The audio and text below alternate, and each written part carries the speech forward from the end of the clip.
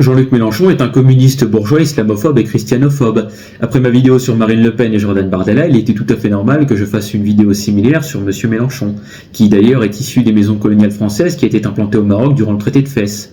Un candidat aux élections qui est anticolonialiste mais qui lui-même provient du colonialisme français, n'est-ce pas là une contradiction des plus absurdes? Deuxième contradiction, Monsieur Mélenchon souhaite taxer les ultra-riches, mais lui-même est un ultra-riche.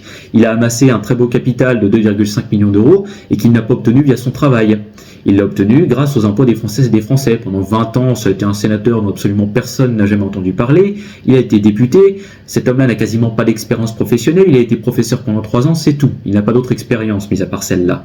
Monsieur Mélenchon, c'est un individu qui est ouvertement islamophobe. Il a qualifié les femmes voilées musulmanes de fantômes dans notre gouvernement avec le Parti social-patriote. Il aurait été condamné pour avoir tenu des propos comme cela. Il qualifie le voile que portent les femmes voilées musulmanes de torchons sur la tête.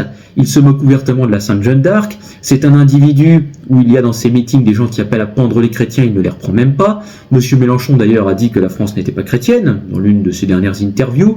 Eh bien, il devrait ouvrir un livre d'histoire, puisque quand on ouvre un livre, on apprend que la France est chrétienne de 490 jusqu'en 1901. Mais en même temps, on ne peut pas s'attendre à grand-chose de la part d'un franc-maçon. Et oui, rappelons-le, Monsieur Mélenchon a été franc-maçon jusqu'en 2019. Il est soumis à la judéo-maçonnerie autant qu'il peut. C'est un traître, un vendu et un collabo.